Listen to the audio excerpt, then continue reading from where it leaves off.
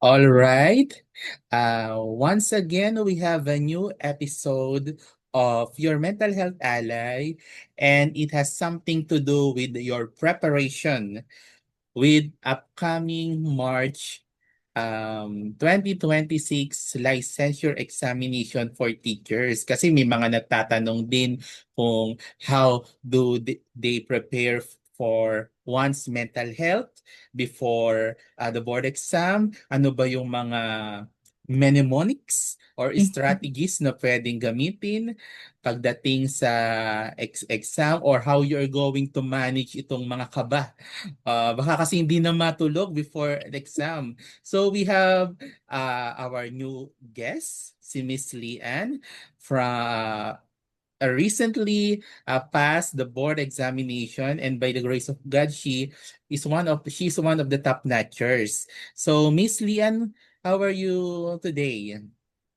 Hello, everyone. Hello, Sir Justin. I'm fine. It's been past the new year. So I'm fine. It hasn't sunk in yet.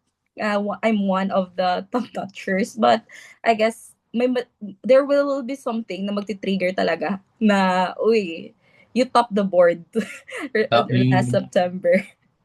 Yon, Ma'am Lian. So, congratulations first and foremost, and I hope you can guide us with some inspiring and motivating words and yung mga tips nyo sa mga lalo na sa mga kukuha ng board exam ngayong 2026. Yun, the pressure is real talaga kasi Mm. para ito na yung highlight ng ng career mo. Ito kumbaga you will be tested in the standard of the government pagdating Mm. sa pagkuha ng board exam. So let's start na tayo Ma'am Lian ng ating podcast. So, ang Okay. first topic natin has something to do with study habits and how you will prepare for the board exam. So, pwede niyo po bang ikwento, Ma'am Lian, kung paano nyo ba sinet up yung inyong study schedule? Or paano ba yung routine niyo during the time na nagre-review kayo? Okay, so every exam, there is this what we call table of specifications.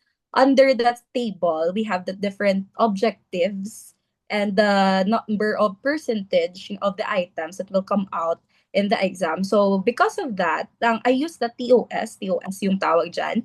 Ginagamit ko yung TOS para rank kung ano yung pinaka-easy and yung pinaka-hard or the easiest and the hardest ones. Nire-rank ko sila. Pina-prioritize ko yung mga easy, yung mga difficult, nire-rank ko yung mga subjects. So there are total, I guess, of 10. Baka I'm mistaken lang, but parang 10 subject for Prof Ed, I guess, and for Gen Ed, I guess, 5, 11 siguro yung sa Gen Ed. Ay, sa Prof Ed, I think more than 10 siya. But I rank them from the easiest to hardest. Why? Base. If you would ask why from easiest to hardest, it's because if you start with the hardest, mawawalan ka talaga ng gana na mag-study if yung uunahin mo yung hardest na subject. If yung hardest yung if yung easiest naman yung uunahin mo, syempre gaganahan ka. It will boost your confidence to study more because you start with the easiest ones and gradually increasing in complexity, lalo na sa Prof Ed because Prof Ed requires much of your critical thinking skills. That's why I start with the easiest to build up on my capacity also to study and um to build up my confidence also nga because I studied the easier parts first, it becomes my motivation to go from the easiest to hardest para hindi mawala ng loob, hindi ka mas magaan sa loob if you start with the easiest ones. And also, for every week, I allot to study. Since our graduation ended June 21 yung aming graduation. So it's much later than compared to other schools. So I only have at least 2 to 3 months to study. So I allot my time. I haven't started talaga after the graduation. I really didn't start studying for the or reviewing for the let, because first I want to enjoy. I want to enjoy because I graduated. I free my mind from all the pressures, and also for every week I allot one general education subject and one professional education subject. And for that week, I don't study for the whole week. I allot one day para mag-rest and also to recharge rin. So usually I allot 3 days for Gen Ed and 3 days for Prof Ed. So pero usually hindi yan nasusunod kasi mas nagfo-focus ako sa Prof Ed because it has high weight, or mas malaki yung weight niya for the total exam namin, for the total percentage of our exam. Oh, So, yes. mm, Mm-mm. Yun, ma'am, ma'am Lik, kumbaga, ma'am, tawag dito, dapat talaga you are guided with yeah, sinasabi nyo na TOS or Table of yes. Specification. Kasi mamaya, kumbaga kung ang inaaral mo na yung lahat, no? From page 1 to page 1,000. At kumbaga, hindi mo alam ano ba yung mga targets na Mm, competencies or mga skills na dapat mong alamin, whether it is Prof Ed or it is Gen Ed. yeah. Baka naman sa buhay ni Rizal ay pati ang mga lahat ng una niyang ulang salita sa kanyang libro. Baka ayun ay anuhin mo, o ilang edad ang kapatid ni Rizal nung yumaos.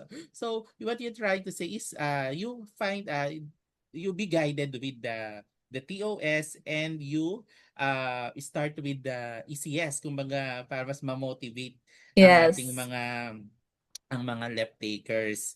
So yun nga, kumbaga meron din kayong mga tama ba, Ma'am Lian, yung location nung time. Itong Yeah. araw na to Prof Ed, and this is the Gen Ed. Oh, So it will lead us to the next question. Sa pag-review niyo po ba, meron ba kayong particular na strategy na ginagamit, like summarizing or note-taking, or yung naggagawa ng diagram, or flashcards, or kumakanta? Can you please share it with us? okay, so even before I entered college, I used to take note a lot. So during discussion, I take notes. So during my review session, I also have online review. While the review master review us, I take down notes. But I think the most effective one for me is blurting out method, the active recall, the way na parang nagsa-study ka, na may kausap ka, pero in fact, wala.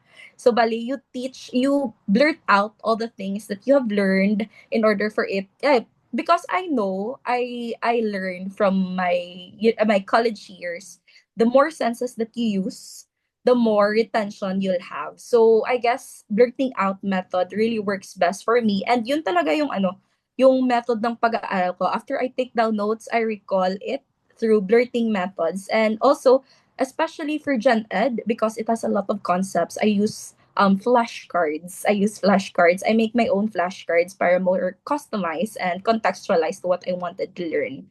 So usually, yun, I take note during class or during online lecture, and also I blurt out or teach others. I also teach others, lalo na sa aking IG dump. I use my dump to teach my friends also who will take the licensure exam last September. So I guess blurting out works best for me, but I don't think it would best work for others also. Pero for me, it would work naman siya. Yon, yung parang ito ay ina-action mo, no? Yeah. Halimbawa, cognitive, something like, Yeah. di ba, reporting and Oo. assessment, community linkages, di ba, may ganong Yes, is that ganyan. something na, yung mga, pero syempre, as much as possible, kumbaga, nasa kwarto ka, then you Yeah.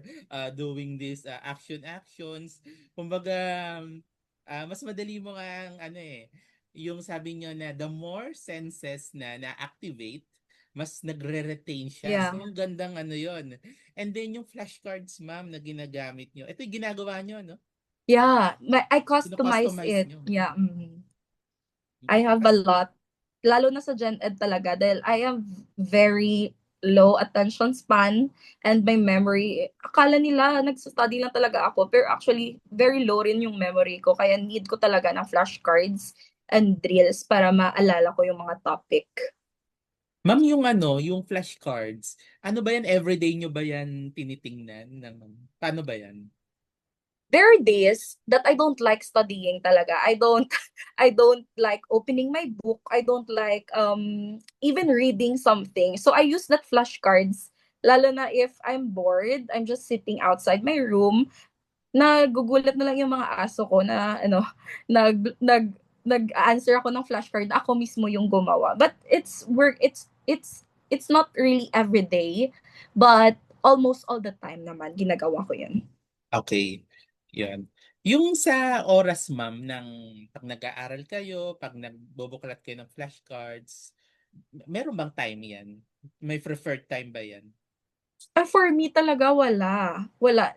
Because I believe really, if you're not really mentally prepared to study for that hour, it will be very useless. Dahil hindi talaga papasok sa isip mo lahat ng gusto mong matutunan if you don't think like you're ready to learn. So I usually study during afternoon from 2 p.m. onwards. Pero it's not really consistent. Kaya sa Mhm. mga katulad ko dyan, na hindi masyadong consistent yung study habit, na wala talagang study habit at all, it will work. You should make it work talaga because that is hindi talaga one, it's the most important examination of your life. So therefore you prepare everything, you control everything, you discipline yourself. So talagang wala talagang specific time that I study, but usually from 2 p.m. onwards, that's how my brain works well, excuse me, especially kung madaling araw, from 12 midnight to 2 something, it works best talaga yung utak ko. Pero yun lang, sa iba, it will work. Pero it won't work sa iba. Pero I guess, depende talaga yun sa tao. And for me, if I have to recommend something at that time of the day to study, I want them to know their strength. I want them to know how they study efficiently. Hindi yung susunod na lang sila kung sino nakilala nila na nag-top ganito mag-study because different din kami eh. Different kami ng way and time of studying. So they need to know themselves first para more efficient. Yes, agree naman doon, Ma'am Lian. Kasi aalamin mo din kung ano ba yung, kumbaga, ano bang time mo kung Mm. makakapag-aral. Especially, halimbawa, working student ka, Mm-mm. or ikaw ay you will retake the examination after so many years, or nagtatrabaho ka, or OFW ka, yun. And there are things to consider Yes. na kapag dating sa mga ano ba yung preferred kasi iba-iba nga iba-iba din yung learning style, iba-iba yung preferred Mm. na oras ng pag-aaral eh. Yung review center, pag-usapan natin, kayo ba ay nag-enroll sa review center or paano ba siya nakatulong? Or how did you review?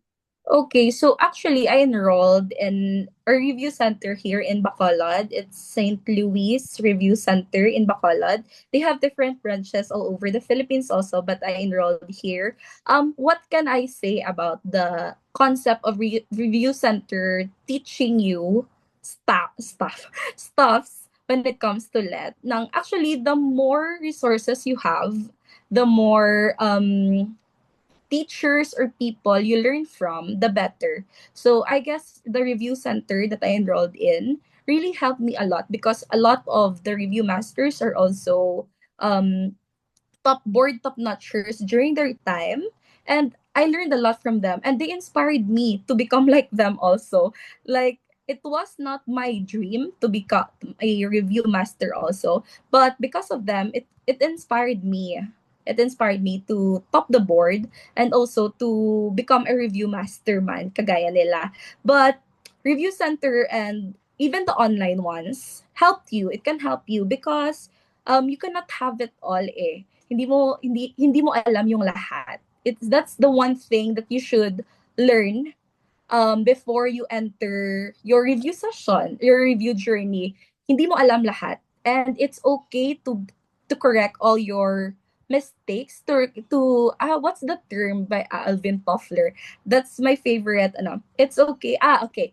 It's better to learn, to relearn, and unlearn during your review session. So that's one thing I noticed, that review centers really correct my misconceptions, preconceptions, but also be wary because some answers of the review masters may be different from those of review masters nga sa ibang online review centers, or sa ibang tao na makikilala nyo throughout your review journey.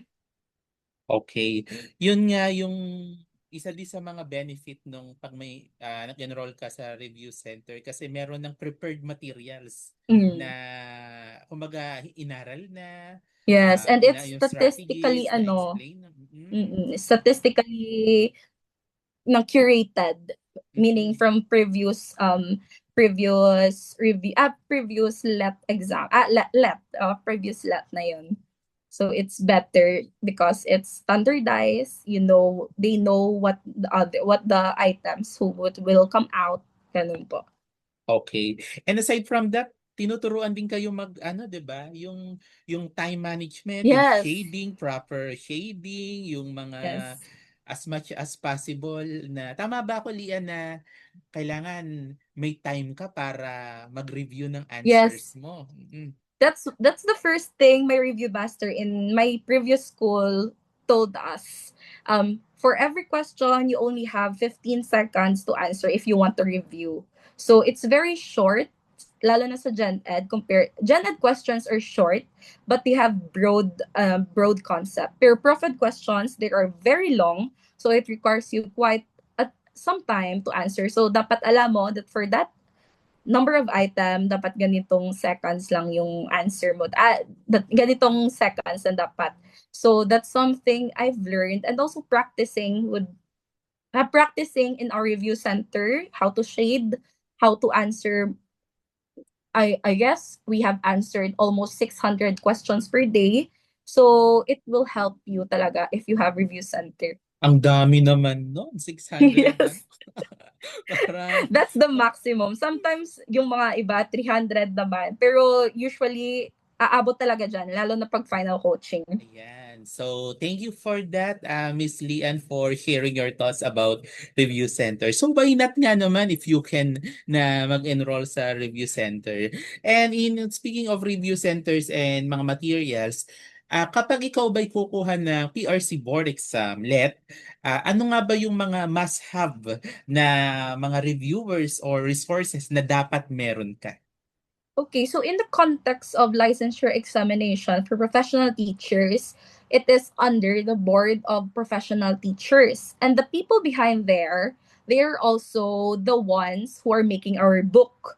The book, lalo na po yung sa Lorimar Publishing, the Lorimar books, most of them, all of them, if not all of them, they were the ones who authored that book, and they were part of the board for professional teachers, which are the ones who made our board exam. So if there is one thing I can say that really is a must have for all PRC I can just say on behalf of let takers lang, because I didn't take any licensure examination except for let. But for let, Lorimar books could help talaga. I have books. I have 15 books in total, pero hindi ko naman natapos yun. But it helped in understanding the concept talaga. Yung books, lalo na yung Lorimar, I'm not paid to do that, but it helped me a lot kasi. So, I guess yung books talaga ng Lorimar yung must have for that, lalo na sa Prof Ed. But sa Gen Ed, there's this one review master in my review center na nagsabi talaga na general education, it is directed by Lord Jesus Christ talaga. Dahil hindi mo talaga alam kung ano yung lalabas eh. Hindi mo talaga alam kung saan kukuha ng concept. So, bale, yung sa Gen Ed naman, the more you know, even before you were in elementary, to high school, to college, it would help you a lot talaga. So, yan yung source, yung source ko nung for Gen Ed ay yung aking high school notes. and college notes because we have general education courses naman in college. So that's my must-have, but lalo na talaga yung libro because it would help a lot. Okay. So, I hope yung mga listeners natin dyan nagte-take down notes, and thank you for tuning in and watching our podcast with Miss Leanne about preparation, mental, physical, psychological preparation pagdating sa inyong sabi nga, pinaka-importanteng examination sa buhay ng isang education student. So, let's go about pagdating sa actual test taking skills.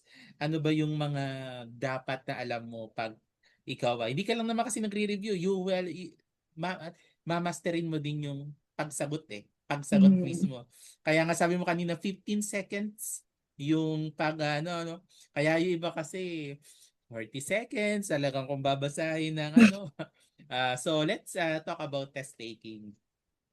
So ano nga ba yung mga ginagawa nyo, Miss Lian, before the examination for you to manage itong mga kaba, anxiety, pressure, nakahalo-halo na sa mismong examination day? Nakatulog ka ba the day before? Yun nga, the night before, hindi ka talaga makakatulog. Sabi ko pa Mm-mm. rin, my RD and our college dean told us, you sleep early later. Eh, hindi ka talaga makakatulog. Grabe talaga yung kaba, yung pressure. Alam mo na parang nakahiga ka na, tapos hindi ka pa rin makakatulog. Dahil hindi ako makatulog, I scanned my notes, which is a bad thing, okay? You don't do that the night or the day before your exam. But I scanned my notes kasi tuwing I read my notes, every time I read my notes, na what do you call that? Yung I became so sleepy. So, sabi ko, sige, basahin natin to. So, binasa ko yung notes ko night before the exam. Hanggang sa nakatulog na lang ako. Pag the day on the examination mismo, yung nasa labas pa kami ng gate sa aming testing center, hindi ako nakaramdam ng kaba. As in, hindi ako nakaramdam ng kahit anong pressure, hindi ako nanlalamig, hindi talaga. Pagpasok ko na ng testing room, yung mismong room ko na nakukuha ko ng aking exam, doon na pumasok lahat yung kaba. Doon na pumasok lahat ng pressure, doon na nag-sink in sa akin na, oh my God, let na talaga today. So because of that, I held on to my rosary. I have my rosary inside my pocket. I thought it wasn't allowed at first because I asked my I asked my proctor if we are allowed to put our rosaries or inhalers in our pocket. And sabi niya, it's okay, it's all right. Hold on to that because let is not just about academically preparing yourself. It's also spiritually preparing yourselves. And also, it's a mental battle talaga. Grabe talaga. If you have a mentality of a loser talaga, ma I mananalo talaga yung kaba during that time. So I guess the first thing the very important thing that one should do during their let preparation is to know how to manage their anxiety, which is something that I didn't really do. So yung mga March 2026 let takers na natin yung gagawa niyan, and do not just prepare academically, prepare yourself spiritually, prepare yourself physically, prepare yourself mentally talaga dahil it's a mental battle. Okay. Yun yung mga nabasa ko at naikwento sa akin, Miss Lian, itong managing anxiety and kaba. They uh, umiinom sila ng water. Ayan. Pwede naman, 'di ba? Yes. You can also eat. Inhale, breathing Mm. exercises. Baka baka hindi ka na kung ano mangyari sa iyo na sa sobrang hindi na makagalaw yung mga kamay mo, Yeah, yung it's mga true. It's really true. mm, Once you answer the information sheet, parang hindi mo alam kung ano yung pangalan mo. As in, magsusulat ka, hindi mo talaga maalala kung anong pangalan mo. You have to compose yourself talaga dahil some people inside my review center, testing center, umiiyak na lang talaga dahil sa Oo, kaba. yun nga kasi, and prepare etong jacket.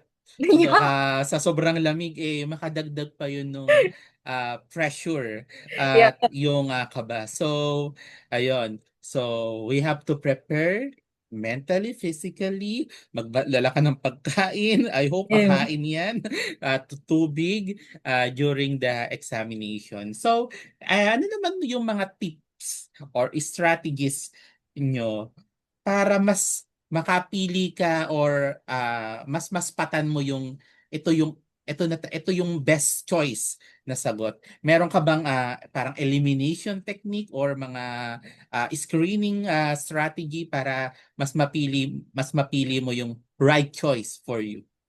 Okay, so first, I'll tell them how I manage my time in answering the task question, because a lot of people I know really dwell on very hard questions. So number one pa lang, pag mahirap na, they dwell on that. And it takes too much of their time. So because of that, na drag yung oras niya for one item lang. So what I will say about that is I sorry. Do not be afraid to leave that question. I mean, you need to answer that, but you need to leave lang muna. Mark it on your answer, not your answer sheet, mark it on your test paper, and balikan nyo na lang pag may time pa mamaya. So, first, do not dwell really on that question. And next naman, in order for you to spot the right answer, this is one thing I've learned talaga. The answer or the clue is really on the question itself. Lalo na sa Prof Ed. Sa Prof Ed, the question might be quite long, but the stem might be quite long, pero yung question is just the concept about that. So you need to find context clues in the question itself, because the answer is just really in the question. And usually that four choices, the four options, they have similar similar concepts, similar ano, but I use elimination method. There might be two jokers ng mga answers nga you can easily eliminate, and these two, you weigh the pros and cons of these two. Kay usually the four options, they are all correct, but these two, nang you weigh the pros and cons, as long as you go back, or your answer must be anchored for the child, for the school, not just for the teacher, ha? The teacher, grabe yung teacher dapat select questions. Yung teacher, hindi ikaw yung bida. Yung bida dyan is yung student. So you see if that question is student-centered, if it will help the student or the learner. So pili ka dyan and hope for the best. Kasi Yan. usually hindi mo talaga makukuha yung right answer if it's very hard. Pero that's what I do. You eliminate. But in Gen Ed naman, it's very conceptual kasi eh. So if it's very conceptual, you need to memorize a lot. Pero if sa Prof Ed, you need to understand the concept. Hindi lang dapat memorize. So hindi ka makaka-answer ng tama if hindi mo talaga na-understand or na-understand yung concept sa Prof Ed. So yun po. Ang laki ng ano, 'di ba, ng tulong kapag marunong ka mag-eliminate Yes. ng mga option, mga alam mo na mga wrong options. For example, sino ang author ng Rizal Law? At tapos ang Mhm. option doon sila Lapu-Lapu and Yeah. Magellan. So cross mo na yung dalawa. So Yeah. may dalawa na lang na natitira din. Titingnan mo na lang sila na sabi nga pros and cons. Ito ba ay realistic? Ito ba ay Mm. kapanipaniwala? So you will And then yung maganda yung sinabi nyo kanina na do not dwell dun sa, halimbawa may mahirap na tanong, number Mm. one pa lang.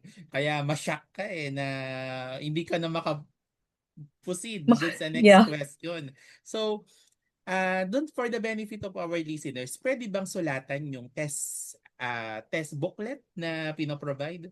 Yes, there are a lot of talk na their proctor do not allow them to write in their test booklet or their test paper, it is okay to write. Yung test paper ko, parang may math question kung makasulat ako doon. So, grabe talaga. You encircle, you underline the keywords, you eliminate the options nga hindi naman related sa question. You can write, pwede ka rin magsulat ng mnemonics mo. Pwede ka magsulat ng mnemonics mo sa test paper mo as long as sa test paper mo lang. Huwag mong susulatan yung answer sheet mo. Dahil one scar, one ano lang dyan ng pencil mo, baka hindi ma-read yung test paper mo. And actually, I would like to insert lang, there are also someone, or there are a lot of people who say na bawal mag-erase ng answer sheet, and that makes them overthink a lot after the examination. That's something I would like to correct. You can erase. Sa Gen Ed pa lang, I have like 20 plus na erasures during that time. Grabe ang hirap kasi ng Gen Ed namin as in, like, grabe yung erase ko doon, mga 20 to 25 items kaya na erase ko. But look, I also passed the board, and sa Prof Ed, ang dami ko ring na-erase, but more talaga sa Gen Ed. So, yun, as long as you erase it clearly and legibly, you shade your answers legibly again, it's okay to erase. I would like to I would like to correct lang yan kasi yung iba nagsasabi na hindi nababasa pag nag-erase. Number one pa lang ng Prof Ed at Gen Ed, nag-erase na ako dahil hindi ko talaga alam yung sagot doon. So, it's okay to erase, you know. Yan. It is really okay to erase your answer Yeah. ko nga, 'di ba? Erase tong lang as long as what you said, you will do it neatly, Yeah. properly. Hindi yung erase na talaga na Oh, halos mabutas na yung papel. yes. So, kumbaga light lang, huwag masyadong kabahan sa pag-erase. Kumbaga, kung gusto mo, huminga ka muna before ka mag-erase ng answer. So, thank you for shedding light on that misconception about sa kasi nga naman alam ko ng mali, 'di ba? Kumbaga na-realize mo Yeah. na parang nakita mo kasi baka naulit yung may mga sinasabi sila, nauulit yung mga tanong, 'di ba?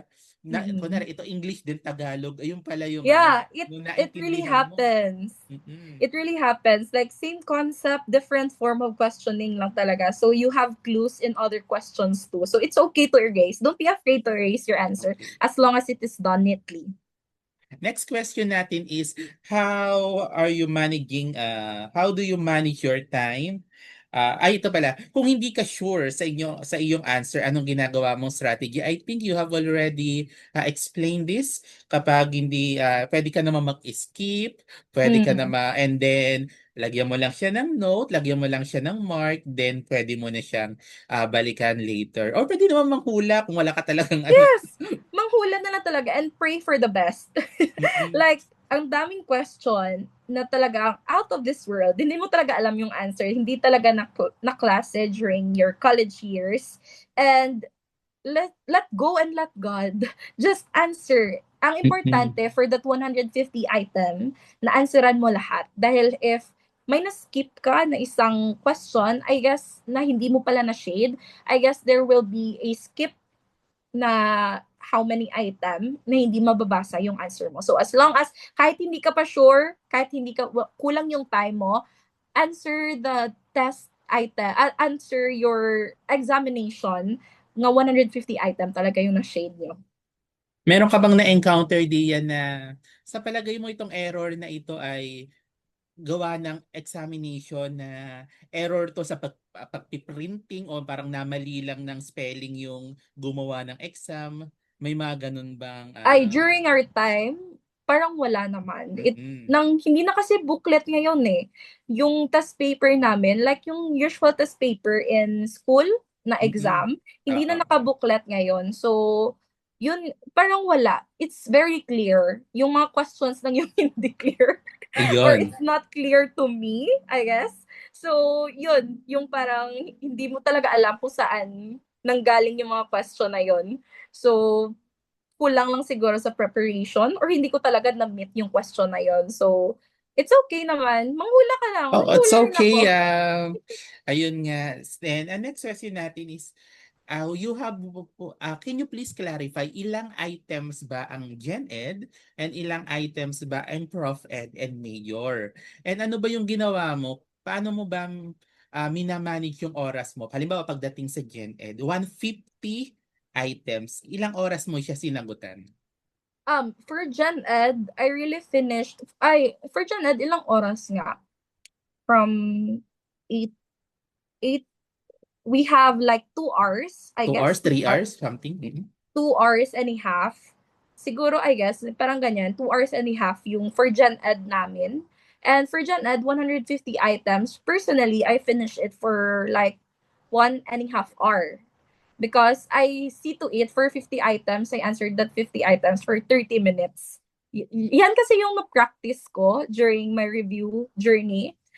From shading, I see to it that for 50 items, I have 30 items. 50 I mean, for 50 items, I answered it for 30 minutes. So, 1.5 hour during Gen Ed, I finished it. And the rest of the time, I review it. Because ang dami ko talagang na-skip na question. Kasi it's very new. I haven't studied about that. So, binalikan ko na lang after that 1 minute, after that 150, after that 1.5 hour. But for Gen Ed, for Prof Ed naman, also 150 items din po.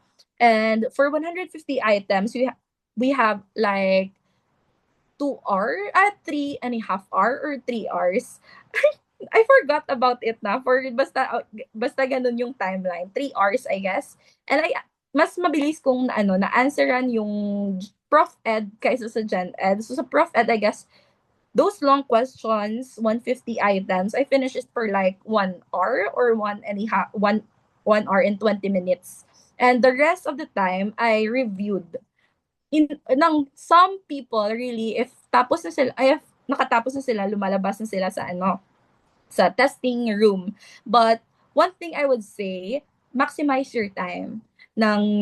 Do not be afraid to be the last one to go out of your testing room because yung proctor nyo, binayaran yun for the whole day. Binayaran sila yan to wait for you for that specific time. So, don't be afraid.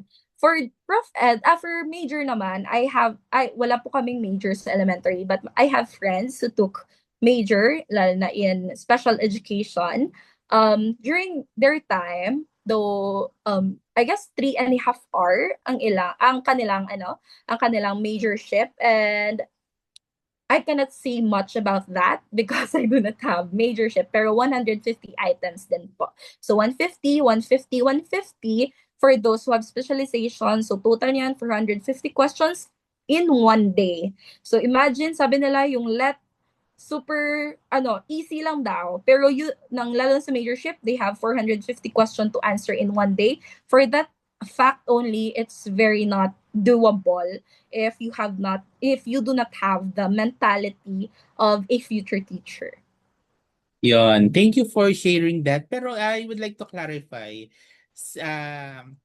yung nung Gen Ed, you spent 1.5 hour, tama ba? Sa Gen Yeah. Ed? And yung natira mong oras, ginawa mo na lang siya for review ng iyong Yes. sagot? Mm-mm. Ano bang importance ng yung time na yon sa kumbaga balikan mo yung mga answers mo? Ano bang importance of that time in reviewing all your answers?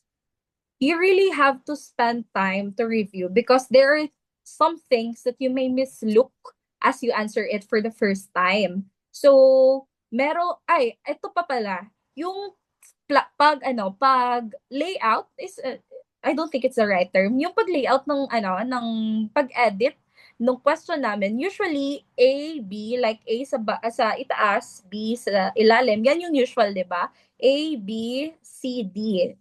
Parang ganyan. Yung sa let, A, B, C, D. So, it's somewhat not really the usual one or the typical one that we see in our test questions when we review. So, that's one thing why we need to review, because we have to check our answers on our test paper might be letter A, but what we shade was letter D. So that's the beauty of reviewing. You see what you may mislook for the first time, and you may correct what you think is more accurate for the second time na binasa niya yung question. So, reviewing is essential talaga. So, as what I've said, maximize your time talaga. So, yun nga sa ating mga viewers and listeners, you practice answering the Yes. exam. Kumbaga mag-print ka ng mga bilog-bilog na mga sample answering sheet, and you take time to practice your hands in answering Mm. that. And katulad nga nung ginawa ni Miss Lian, you provide time for review yung answers. Baka mamaya yung letter B mo nasa C o nasa Yeah. D. 'Di ba? Iba sabi mo iba yung ano Iba no? yung format. Yeah, format yung term pala. Iba yung format ng options for Mm-mm. our test questionnaire. So, isa yun sa nagpakaba sa akin dahil na-realize ko na lang na ganun yung format nung I'm like 30 items from nasa Gen Ed. So, parang ganun. Dapat you need to see talaga kung anong letter yung isi-shade mo. Yes. Kumbaga hindi lang din sa exam proper, pati yung mga profile nung iyong ano, Yes, kaya mamaya very may important. na-miss ka. Mm-mm. It's very important to check talaga your information for personal information sheet because Yes. yan talaga yung nagpaano sa akin, nagpa-overthink ng malala yung information sheet talaga. I'm not afraid of my answers because I know in myself I would pass because you will know your performance you will know your performance pero I know I will pass but I think it was not really enough to top, so I guess yung kaba ko, hindi na sa answers ko. Yung kaba ko, sa information sheet ko na talaga. So, was my name really Antoinette? Oo. Did I shade my actual application number? Parang gano'n na yung iniisip ko, hindi na yung answer. Pero, time pass, though, parang ma-accept mo na lang na, okay, if it's not for me, then it's not for me. Pero, if ibibigay ni Lord, sige go, akin na yan. So, parang ganyan yung feels mo na lang dapat. Mm. Kaya iba rin yung ano babalik tayo dun sa review center na tinuturuan ka ng ano Test the taking personal skills. information sheet, then Yes. review the answer mo sa information sheet, then sa actual examining, ano yung mga actual yung mga questions and the process of shading. So let's go naman ito sa memory and retention. Yung kumbaga we are in the meat of the conversation about Mm. etong preparation. How are you going to retain? Mamaya kasi pag doon ka na sa exam na yun, no? Wala na. Sobrang That's kaba, no? right. So, um, you mentioned it a while ago na yung mga ginagamit mong mnemonics. Pero para for the benefit of our listeners, let us ask this again. During the time, Lian, na nagre-review ka, ano ba yung mga nakaturong na memory techniques or mnemonics or strategies or flashcards? Ano ba yung mas mga, again, na nakatulong sa'yo? And ano nga ba naging impact nito sa performance mo? So, first talaga is yung blurting method, yung blurting out method. What I take note during our discussion or our class during our college years, I blurt it out. Like na parang may kausap ako, pero actually wala naman. So yun, ginagawa ko talaga yun. Yung pagkatapos ng ng review session ko, ang sakit-sakit na yung ng lalamunan ko dahil sobrang yapping session with oneself. And do not really take that word by word. Once you say something out, as long you do not memorize what you have written. You should understand what you have written, and then once you blurt it out, dapat in your own words because it will be better to it will retain better in your memory. And second, I teach my classmates, my friends during the break time in our review center. I always say to them na, can I tell you something about what I've learned earlier or something na Mhm. narinasan ko? Because the way you teach others will say something about how you master the topic. So if you teach someone about that certain topic, it will retain more in your memory because naririnig mo yung sinasabi mo, naaalala mo yung mga natutunan mo. Parang active recall pa rin siya. But nang the way you teach them speaks so much about how you master about the topic. So it's not just about them learning, it's also you learn about them. So that's the beauty of teaching. It's a two-way process. You learn from them and and they learn from you. So that's something rin na nakatulong sa akin nakatulong when it comes to memory and retention. And also, I was what I've said earlier, I used flashcards. I also used mnemonics. Ang daming mnemonics sa Facebook, sa TikTok. May mga kanta sa TikTok na Kapatid de Rizal, yung Sustainable Development Goals. Lahat ng I memorized all of it because when it comes to Gen Ed, you really need to memorize. Pero sa Prof Ed, there are some concepts that you need to memorize, but most of the concepts in Prof Ed can be learned if you understood it. So, yun talaga yung mga yung memory techniques na I use, lalo na yung mga drills sa Facebook, sa TikTok, as long as you need to be wary with the answers kasi minsan hindi rin correct. You need to know or to research about it too. Iyon. Sabi kanina, no, yung kaninang answer ni Lian about dun sa blurting out ng mga concepts. Kumbaga, na-activate kasi yung mga iba-ibang senses eh. Yes. Kung pwede nga lang, di ba, merong mnemonics na yung sa stages of cognitive development, yung S, di ba? S, smart, Sensor. people, cook, fish. Parang ganyan, di ba? S, sensory. Kung Uh, i-demo smart, people, cook, yeah. see? Di ba? Kung ano, binablurt out mo na, So, parang yes, because ina-action mo pa. yes, because a lot of individual learn through actions talaga. As you can see, Oo. I talk with my hands in my hindi talaga nagbe-behave yung hands ko when I talk. So I Oo. guess kung what really works for you, do it. Don't be afraid to do it. Try new concepts, try new ways to Mhm. memorize, to as long as it will help you. So no shame on that. Kahit magsayaw Mm-mm. ka pa dyan, magkanta ka pa dyan na hindi nasa tono, it's okay as long as you're comfortable in doing that and it will help you so much. So do it.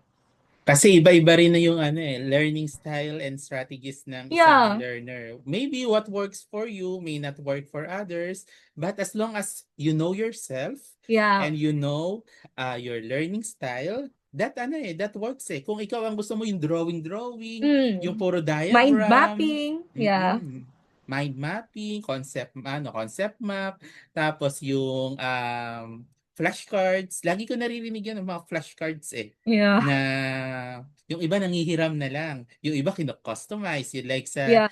sa Depende iyo. rin kasi sa'yo Mm-mm. yan eh. If you want to customize it, so your or manghiram na lang sa iba, it's okay. It doesn't matter. Okay. So, ayun nga, dahil, tsaka yung mga mnemonics na, ano ba favorite mo mnemonics mo, if I can ask? Favorite ko yung sa parts of the lesson plan is Okay. Oslea, objectives, subject matter, learning process, evaluation, assignment. I love that. And also for Gen Ed, I have ang dami kasi sa Gen Ed. Ano na lang yung naalala ko na lang. For Gen Ed, hmm, Yung sa may King Philip, King, yung sa may hierarchy of yeah, science. yung alala ko yung sa yung meter, yung meter ba, yung Yung sa may King Philip, died, died of King Henry died drinking chocolate milk, yung mga oo. hectometer, mga ganun, kilometer, and also sa hierarchy, biological hierarchy, Parang King Philip came over for great spaghetti. yeah, yung amin, yung natutunan ko kay Sir Melvin, yung sa isa rin yun sa naging Mm-mm. review center ko. Yung ano nga yun? Hindi ko na naalala. Yung causes our family's greatest sadness, something ganon. Um, Ala, hindi ko na Di maalala. bale, Basta yun. next time, mag-guess natin uli at maaalala mo na Yeah, yan. Oh, hindi ko yun. maalala May yun naalala ah. pa ako mnemonics, pero alam mo yung sa mga viewers natin, mnemonics really help. For example, yung Oo. stages of cognitive development, yung smart people cook fish. Tandaan mo yung first Ah, yeah. letters, no? Yung Sensory. kunwari, Up. people cook fish, yung F dyan ay formal operation na rin. So, Yeah. logical. Ah, yeah, Parang, yeah. ayun na, yun doon mo siya itatapat eh. Gagawa ka ng sarili mong, anong tawag natin, schema? Gagawa Yeah. ng structure of knowledge mo para mas matandaan mo. For example, yung accommodate and assimilate. Paano mo ba siya, ano eh, Yeah. Yung accommodate at assimilate, sobrang ano ko talaga dyan. Hindi ko talaga maalala yan. Pero Mm-mm. nung pumasok ako ng review center, doon ko na naalala. Yung C pala dyan, sa accommodate, yan yung Mm-mm. clue ko, ginamit ko na clue na once accommodation siya, yung C, you create something new, your schema creates something new. So, assimilate naman, you ano lang, you modify the existing schema. So, yung C lang talaga dyan sa accommodate, yung inaalala ko kung ano yan. Yung create na Yeah, ano. you create. So, yun. Kasi syempre sa dami ng information na Mm. you have to review, so you will find ways on how you will remember it, or how you Yeah, are going to naalala ko also. na. Yes. Naalala ko na yung favorite ko na ano, isa yung natutunan ko kay Sir Melvin. Sige pa. Di ka papasa causes our family greatest sadness. Those are the biological hierarchy, the domain, kingdom, di, ka, kingdom, Di. papasa, phylum, causes, C, class, Mm. causes, RO, order, hindi ka papasa causes are family, family, F, family, greatest, G, genus, and sadness, species. Naalala ko Ayun. siya. Woo! So, oh yun, it is really the benefit and the power of doing Yeah. memory strategies. Ibang sinusulit po sa daliri. Mm. Baka merong mga style na ganun eh. So, thank you for that, sharing your those mnemonics. I hope our listeners got something out of those things and that you may apply Mm. in the upcoming board exam. So, next natin is ano ba yung ginagawa mong ways to stay focused and energized sa long review season in preparation of the board exam? Paano ka ba na concentrated lang sa pagre-review? During your review session, it will cause burnout talaga.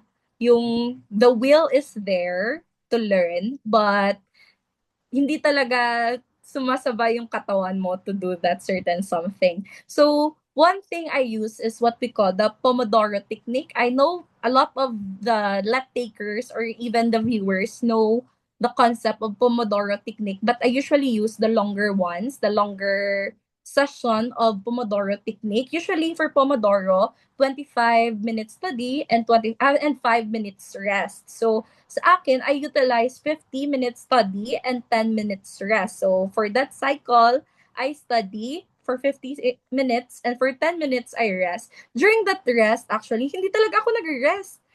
That's when I open my flashcards. That's when I open my flashcards because studying and using your flashcards requires different amount of energy naman kasi because you just answer naman if flashcards lang. So that's my kind of rest. Usually I get up, go to CR, play with my dogs because recharge kumbaga during the 10 minutes. So at first it will become hard to start this Pomodoro technique because very ano ka ba very prone to distraction. Lahat yung cellphone mo nasa tabi mo, yung cellphone yung dogs mo nag gusto na mag-play sa so there are a lot of distractions. So first thing siguro na dapat throughout this long journey of preparation for LAT, you have your space to study. You have your clear area where sa area na yan, magsa-study ka lang talaga, no distraction. So, yun, Pomodoro technique, a clean area because a clear area will clear minds kumbaga. And also because it's very long and it's very tedious, in order for you to not have or to not feel burnt out, you should not push yourself too much. Really, because I really believe if you're not mentally prepared to study talaga, you cannot it's very inefficient. Hindi talaga siya effective for me. Lalo na if yung utak ko, ang dami kong iniisip, I'm so pressured, I'm so stressed. Hindi talaga ako nagsa-study. Pero once I lock in naman, sunod-sunod na talaga yon. So that's why I'm really grateful for my family dahil naintindihan talaga nila if hindi ako makakagawa ng mga house chores. Ako, babawi na lang ako after ng exam, ganun. So, it's really one thing nga you should prepare if you want to really pass the board. So, discipline talaga. Yun talaga. And wag ka nang it's okay to sacrifice a little because the fruit of whatever is coming after the result of your exam is much much better than those something you sacrificed for. So, yun po. Oh, ang ganda nung ano eh, nung huli mo sinabi na you sacrifice for a Yeah. little time because the benefit of it will outweigh naman Yeah, correct. yung kumbaga long term naman yung magiging Yeah. benefits niya Ano nga once yung that term you na pass the board exam. delayed gratification. Gratification. Yeah. Delay gratification on you. Kaya, tsaka it is also good that you have supportive family na sinasabi na di mo na ikaw makakapag-linis, Yeah. makakapaghugas ng plato and other things, 'di ba? Kasi they are kumbaga they understand yung what is going inside o ano-ano Yeah. nang Yeah. naiisip mo. Pagkatapos kasi ng face-to-face na review center, meron pa akong online pagkagabi. So yun, parang na-realize na nila na, oh, pass ka muna, excuse ka muna sa mga house chores. Kaya ngayon, ako na pinapagawa ng kapatid ko ng lahat-lahat dito. Para makabawi naman siya Yeah. nung time na yon. So, yun. So, ayun nga din, and let's yung sinabi mong technique na Pomodoro technique, you can consider that na 25 minutes, then Yeah. 5 Start minutes small, ideal, yes. rest, then 25 minutes, no? So, ipahinga din natin ng sa mga ating listeners. We take care of our eyes, take care of, if kumbaga, inat-inat muna, baka hindi ka na, Yes. ayun, Isa talaga makaras. sa nakuha ko through the left review ko is yung back pain. Hindi lang top notch yung nakuha kong ng reward. Back pain din. Kasi grabe talaga, you invest not just your mind but also your body. You sleep late at night, you wake up early but actually I don't wake up early. I'm not a morning person. So depende talaga yan sa mga tao. Yun. So it is your time to go to the massage therapist, 'di ba? Babawi ka na eh. Self-care. Yes. So, yun. So, thank you for sharing that on how you will stay focused and strategy to stay focused. Baka kasi isang diretsong 5 hours yan. Ako, masakit sa mata yan. And Yeah. masakit sa kamay. So, and next question natin is, meron ka bang mga study habits na nakatulong sa'yo para mas ma-retain, mas tumatak yung lessons na pinag-aaralan mo? Meron ka bang mga ginawang study habits before pag-aralan or anything? As what I've said earlier, no, I really take down notes during Mm. from elementary. I really take down notes. I learned taking down notes during my elementary grade 5, as I've remembered.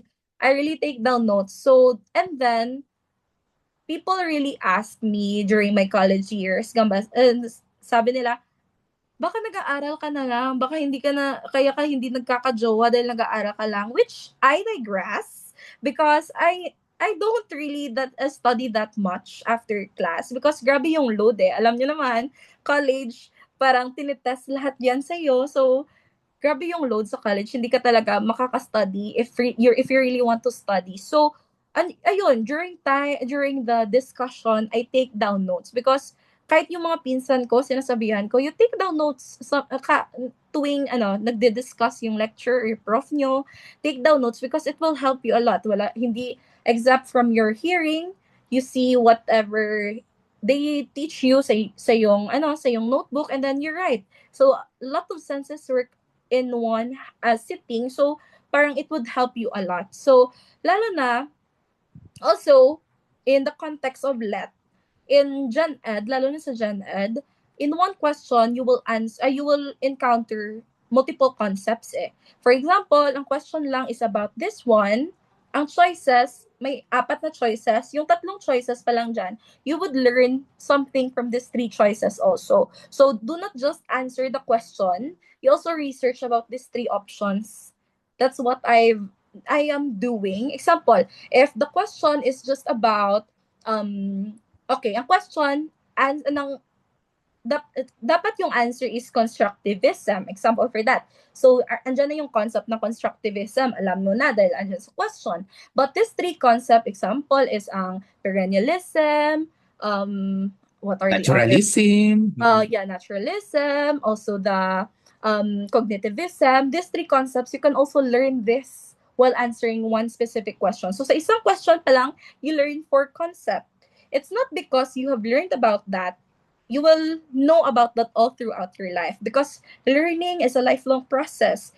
Yung memory natin, hindi yan naglalast for a very long time. So, yung concept na yan, if it is repeated, be grateful for that because you will understand that throughout your review session. And also, nasabi ko na to, once you study Gen Ed, you really have to memorize. Because concept-based talaga yung Gen Ed eh.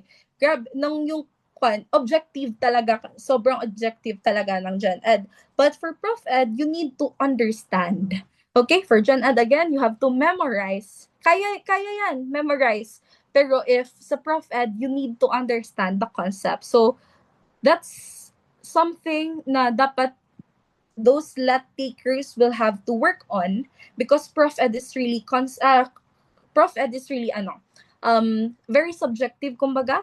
It might be correct in your end, but it might not be correct for those who made that exam. So book based, you need to study the books because those authors in the books are also the ones who are making our examination. So usually there are times, sabi ng aking ibang instructors, college instructors, there are times na yung questions sa books ay yung questions na nilalagay nila for the test, for the actual exam. So, you need to read books also. So, yun po yung, wala talaga akong structured study habit, pero that's how I study if I studied. Yon. Pero yung kanina na mention mo na note-taking, it is really helpful kasi kapag may isang concept, when you're trying to note it, you write it in the way that how you Understand it. understand Yeah. the concept. Hindi man siya ganun kahaba na sinabi ng teacher, but Yeah. ano ba yung gist or ano ba yung Yeah, that's pinaka-essence nito? another misconception po, sir, eh. Like, the other people who say that they take down notes, but what they take down notes is what was flashed in the presentation. Yung nasa instructional materials ng teacher, yan yung tinitake down notes. But I would suggest na how you take the notes must be how you understand the concept, not by the word by word flashed in the screen. So, yun. Mhm.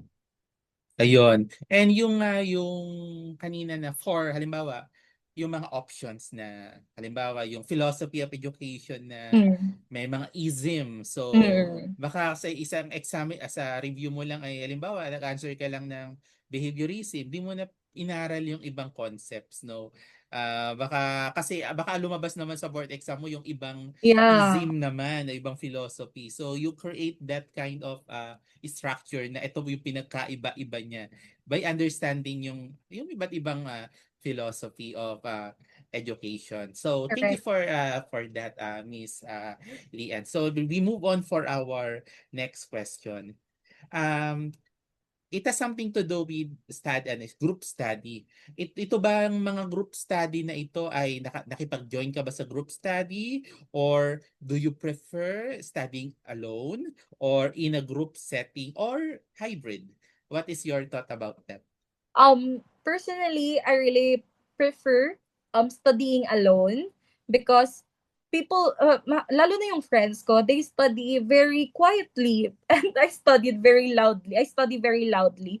So I prefer to study alone. And also, we have tried, lalo na if sa review center, we share our what we've learned.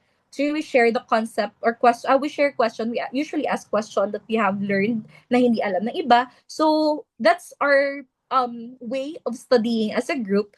But usually I just study by myself, and also my friends study by themselves, because once we do study as a group, mas marami pa kaming naaapakan na tao kaysa sa nasa study na na concepts. And I guess as long as hindi naman below the belt, it's okay, because that's your way of recharging. That's your way of Pero if you really want to study as a group, know who your friends are, how they study, what are the pros and cons if you study with them, because there are a lot of people also who wants to study by themselves, just like me. And also there are a lot of people who study quietly na hindi kaya yung, like, your polar opposite, kumbaga. So that's different. But it's also during this review session, this review journey, it is important also to surround yourself with good people who see the potential in you, na hindi talaga na hindi plastic, because it's very beneficial, not just at your end but also to theirs, because you learn from each other and you depend on each other for this very long and very cruel journey. Yon. Sa ating mga listeners, last time meron kaming na-interview na psychologist about dito sa group study. Sabi niya, if you have the group study, you also make the structure. Ito Mm. yung time, kunwari, kung isang oras man yan, yung 45 minutes talagang aral yon. You dedicate that for aral. And yung 15 minutes, you can dedicate that sa kwentuhan, sa mga rants nyo, sa mga ambitions, at mga gusto nyo mga career plans in the future. So you also have, kaya mamaya kasi Miss Lian, yung group study nyo, naging kismisan lang Yeah. naman, di ba? Naging tumapak lang kayo ng tumapak sa mga iba-ibang mga tao.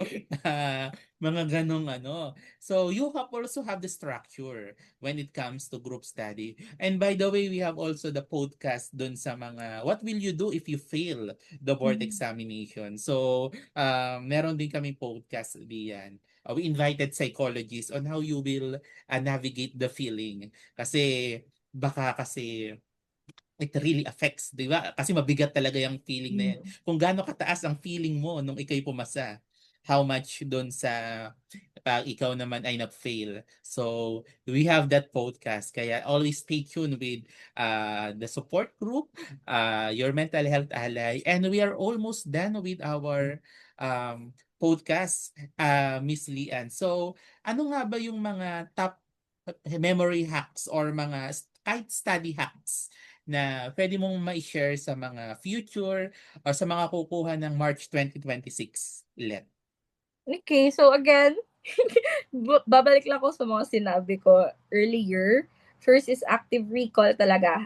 Yan talaga yung nag-work sa akin. If you yap a lot, active recall would works best. And also teaching others, and the use of flashcards. So, yun yung tatlong study hacks that I would like to share to them, which I think they're doing naman.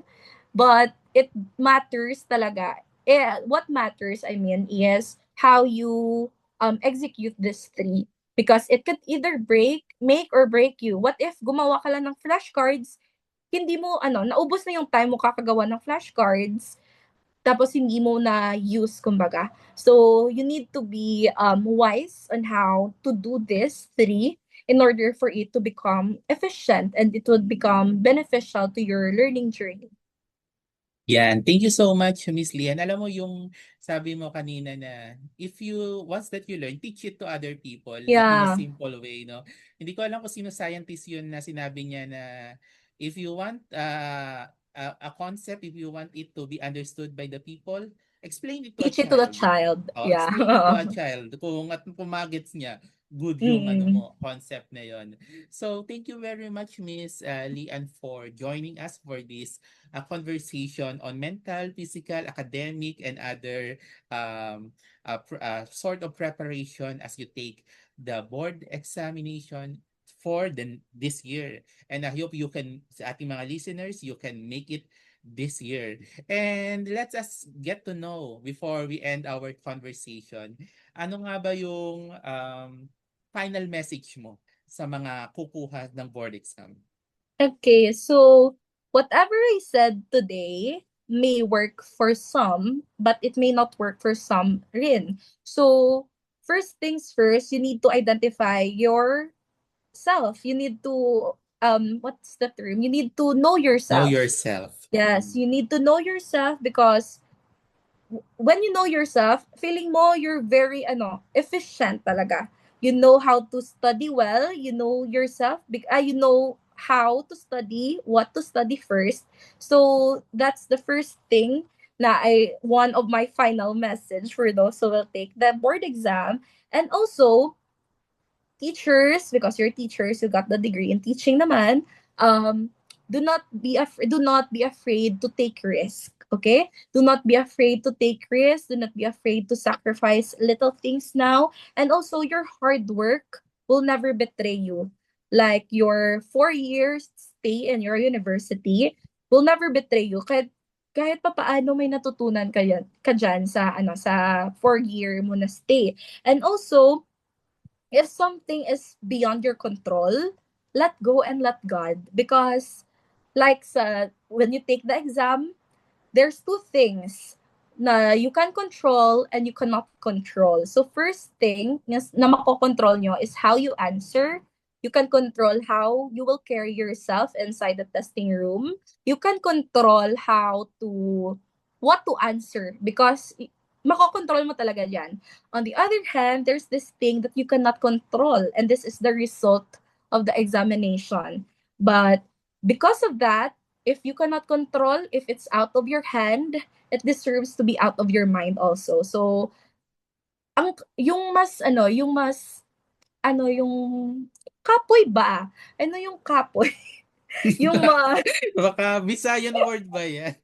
You yung must... mas, oo, yung mas nakakapagod kasi, hindi yung review session, hindi yung exam, it's the waiting for the result season. Mas nakakapagod yun Oo, mentally. fatigue mentally yung Grabe, yung pag-aantay. overthink, if you overthink a lot now, wait until you wait for your result because you will overthink 10,000 times. So, Mm.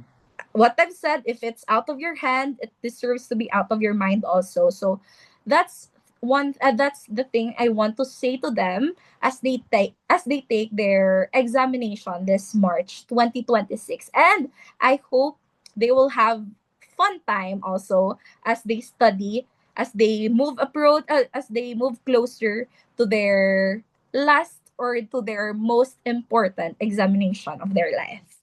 Okay, so thank you very much. And by the way, Miss Lian, ikaw ba ay merong advocacy o Facebook page or Instagram page or other services that you can offer sa ating mga listeners? Baka meron kang gustong i-share about you and yourself. Mm-mm. Actually, I do not have As page of now. really. As of now, I don't really have something to share. But I would like to say something about our degree in education because our degree in education. Can I share this? Okay lang? Yes, of Okay. course. Because our degree in education, we are also tagged as education lang. Ganon. Mm. May lang talaga sa huli. So, I think that's something that needs to be eradicated because being a teacher is a very noble profession. It's the noblest profession of all.